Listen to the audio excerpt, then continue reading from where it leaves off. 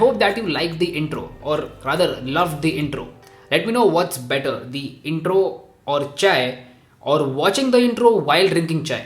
I would definitely pick the third option, watching the intro while drinking a cup of chai. Yes. Hey guys, Harsh here and welcome back to Technolobe. This is the OnePlus 8. Before we move forward, this cover is really good. It's the OnePlus Sandstone cover in this, teal color. I will make sure to drop a link to it in the description box below. Now, I've been using the OnePlus 8 for about 3 to 4 weeks now, and my mind about this phone has changed. So before using this phone, just by looking at it on paper, I was frankly disappointed with the OnePlus 8. It did not look that good, especially considering that you can get a OnePlus 7T for 35,000 rupees. So because of that, I was not that excited about OnePlus 8, but I'm glad that OnePlus sent out this product for me to review because yes, after using the phone, my mind has changed. So I'm sorry for the early judgments, it's my fault. I judged the OnePlus 8 before using it, and yes, that is my fault. But anyway, now that I've used the OnePlus 8 for quite some time, I can give you my full review about it, and spoiler alert, I love this phone. Let's start by talking about that beautiful display. OnePlus 8 comes with a 6.55 inches Full HD Plus Super AMOLED display with a 90Hz refresh rate. As I said in my impressions video, this is the right combination. OnePlus 8 Pro pushes the display to its limits, and maybe that's why it has so many issues with green tint, hole punch banding, black crush, etc. FYI, all those issues are not present on the OnePlus 8. OnePlus 8's display is excellent. Things like watching movies and TV shows on Netflix, or watching videos on YouTube, scrolling through Instagram, or just navigating through the UI are very immersive and good because of that display. I cannot stress how much I love the display on the OnePlus 8. It is definitely one of the best out there.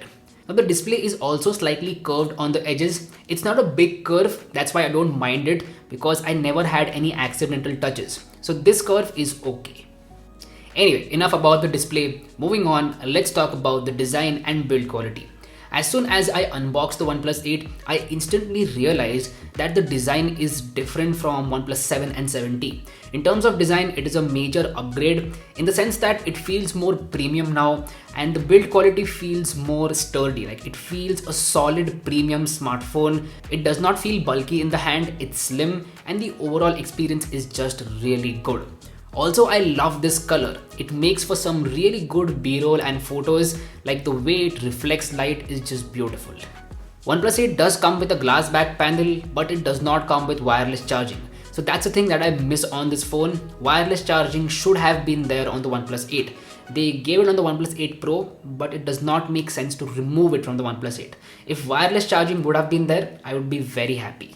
Alright, now it's time to talk about the best thing about this phone, and that is the performance. OnePlus 8 is a beast when it comes to performance. Snapdragon 865, up to 12GB of RAM, up to 256GB of UFS 3.0 storage, a 4300 mAh battery, and support for 30-watt fast charging. Now on top of all this, it comes with Oxygen OS, which is like the cherry on the cake, and it ties everything together. OnePlus 8 does not drop a sweat no matter what you're doing on the phone. Even if you're playing PUBG on HDR plus Extreme, you will be good to go. The performance is that good. Like I do not have any complaints with the performance. In fact, I think it's overkill for my use. I do not need that much power in my phone. OnePlus 8 comes really close to iPhones, and that is a very big statement over here. I've always been a fan of iPhone's performance, and yes, the OnePlus 8 does come close to it.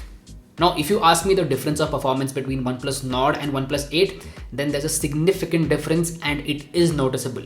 OnePlus Nord is noticeably slower than OnePlus 8. Basic things like app opening times or just swiping through the UI or handling the 90Hz display, all those things are definitely better on the OnePlus 8 with the Snapdragon 865. Now, I know someone out there is going to point out Oxygen OS 11. I've already made a video about it and shared all my thoughts about Oxygen OS over there. That's why if you want to know more about this new future update that is coming along, then go ahead and watch that video. It will be linked in the I button over here and also in the description box below. This gets me to one of the weakest points with the OnePlus 8, and that is them cameras. So the camera is the only point which feels like a downgrade coming from OnePlus 7T. So OnePlus 7T had a dedicated telephoto camera and it had support for macro camera with the wide angle camera itself. But OnePlus 8 has a very weird camera setup. It comes with the same 48 megapixel Sony IMX586 primary camera, then an ultra wide angle camera, and then a 2 megapixel useless macro camera. Like, it does not make sense at all. They should have given a telephoto camera and kept the macro, setting with the wide angle camera. I don't know why they changed this. Does not make sense at all. But anyway, hardware aside, the software is not that good as well. It is very inconsistent in terms of colors and white balance. Don't get me wrong, it's not a bad camera, but for this price point, we start to expect more from a smartphone in terms of the camera experience. So yeah, the camera is definitely the weakest point about the OnePlus 8.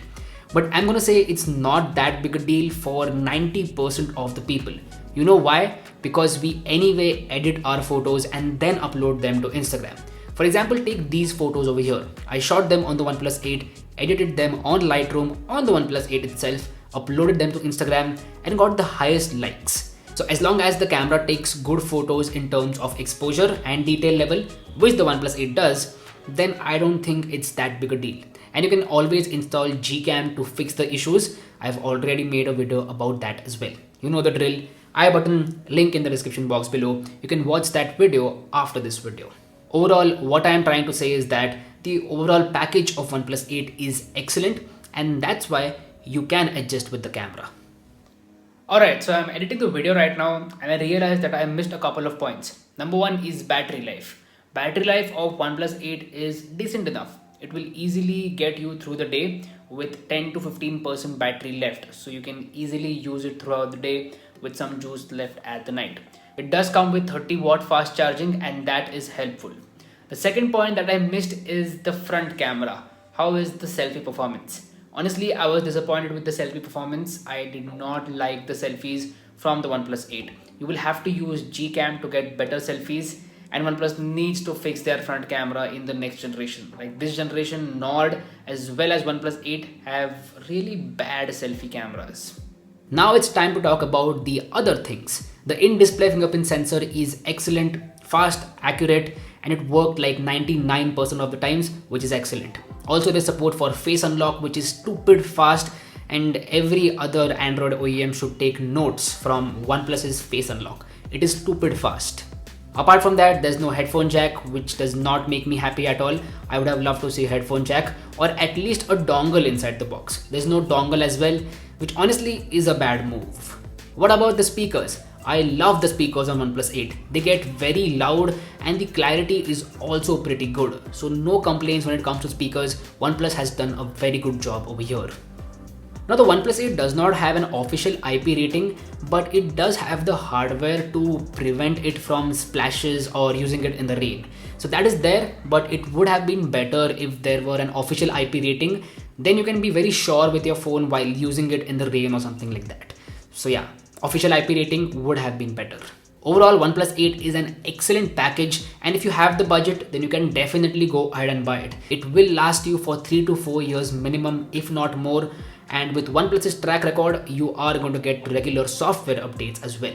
So that is excellent. As I said, you can buy it if you have the budget. Anyway, that's been it. This was my full review of the OnePlus 8. Do let me know how you feel about this video in the comment section down below. And if you haven't yet, please subscribe below. We are very close to 100k subscribers. Let's just get there fast so that I can, plan a giveaway for you guys. So let's just get there fast. That's been it. My name is Harsh Punjabi and I'll see you guys in the next one. Bye bye.